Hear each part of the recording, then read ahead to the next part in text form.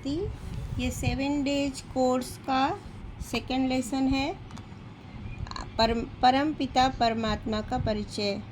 First lesson में हमने आत्मा का परिचय जाना कि हम सभी आत्मा हैं। शरीर हमारा वस्त्र के समान है या एक वाहन के समान है। हम भृकुटी में विराजमान है, मैं अनेक जन्म में अनेक शरीर धारण करते हैं। अब हम जानेंगे परम पिता परमात्मा कौन है, इनका धाम कहाँ है और 3 लोक कौन से हैं। तो ये देखिए, ये निराकार शिव परमात्मा और उनके एट्रीब्यूट्स यानी उनके गुण कर्तव्य क्या हैं। परम पिता शिव परमात्मा गीता ज्ञान दाता है। आर्ट ऑफ लिविंग का ज्ञान कोई नहीं दे सकता। मनुष्यों को, जीव आत्माओं को जो बनाने वाला है उसी के पास तो उसको चलाने वाला ज्ञान भी होगा ना। जैसे मैन्युफैक्चरर के पास से ही मैनुअल मिलता है ना, ऑपरेटिंग। कोई भी हम चीज़ खरीदते हैं उसका ऑपरेशन का मैनुअल कहाँ से मिलता है हमें? उसके मैन्युफैक्चरर से मिलता है। जिसने बनाया है वही वो ज्ञान दे सकता है कि इसको चलाना कैसे है। उसी प्रकार हम आत्माएं परम पिता परमात्मा की रचना है और ये ब्रह्मांड भी परम पिता शिव परमात्मा की रचना है। हम इनको शिव हम कहते हैं हिंदू धर्म में। बाकी सब आत्माएं अन्य धर्मों की आत्माएं अन्य नाम से जानती हैं, लेकिन वो है एक ही ब्रह्मांड का मालिक। वो बिंदु ज्योतिर्बिंदु ऊर्जा है, वो तत्व नहीं है, तत्वों से नहीं बने हैं। हमारे अंदर भी ऐसे ही आत्मा है। जो मैं आत्मा हूँ, कॉन्शियसनेस, वो एनर्जी है, वो मैटर नहीं है। तो परम पिता परमात्मा परम धाम निवासी है। देखिए, जो ब्रह्मांड जैसा दिखता है ये साकार लोक, जिसमें गैलेक्सी है, पृथ्वी, सूर्य, चंद्रमा, अनेक तारे, उसके भी बियॉन्ड आप जाएंगे। जैसे आँखों का रचना है ना, बीच में काली पुतली फिर वाइट, तो ये सफ़ेद पोलार आता है उसके बाहर, जिसको हम ब्रह्मपुरी सूक्ष्म लोक कहते हैं। और यहीं पे ब्रह्मा विष्णु शंकर के रूप में 3 आकारी देवता हैं। ये भी तत्व से नहीं बने हैं, सब कुछ मैटर ही नहीं है। हम जानते हैं ब्रह्मांड में इन 5 तत्वों के अलावा बहुत कुछ है, जिसमें आत्मा भी आती है, परमपिता परमात्मा भी आते हैं और उसमें हमारा सूक्ष्म शरीर भी आता है, जिसको फरिश्ता स्वरूप कहते हैं। तो आकारी शरीर भी हम सबका भी होता है और ये आकारी शरीर वाले ही 3 देवता शंकर, जिसको हम बोलते हैं ब्रह्मा विष्णु महेश, ब्रह्मा विष्णु और शंकर, ये तीनों देवताएं आकारी सूक्ष्म वतन में रहते हैं। तो देखिए, ये ब्रह्मांड जो काला दिखता है रात में, उसके बियॉन्ड ये है ब्रह्मा विष्णु शंकर का लोक, सूक्ष्म लोक। फरिश्ता बनकर हम भी यहीं जाते हैं वाया, और यहाँ के द्वारा फिर हम सभी परम धाम में जाते हैं। उसके भी ऊपर ये ब्रह्म लोक, जिसको हम आत्मा और परमात्मा का लोक कहते हैं, जिसको लोग मोक्ष धाम, परम धाम, शांति धाम अनेक नामों से जानते हैं, जो कि आत्मा और परमात्मा का घर है।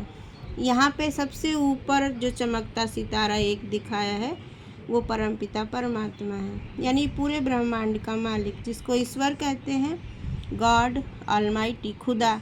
अनेक नामों से हम अनेक धर्मों में जानते हैं और हम आदि सनातन देवी देवता धर्म वाले उनको शिव कहते हैं। तो इनका स्थान सबसे ऊपर है। उसके बाद ही देवी देवता धर्म की आत्माएं इस प्रकार से व्यवस्थित रहेंगी और उसके नीचे यहाँ से अन्य धर्म की आत्माएं। ये जड़ और मूल जैसे उल्टा वृक्ष होता है, तो जड़ और मूल में, ये तने में आदि सनातन देवी देवता धर्म की आत्माएं जो सतयुग और त्रेता में आती हैं वो रहती हैं, और यहाँ से नीचे अन्य धर्म की सभी आत्माएं, और जो बाद में आत्माएं आती हैं जो सतयुग त्रेता में जिनका पार्ट नहीं है, वो आत्माएं इधर विराजमान हैं।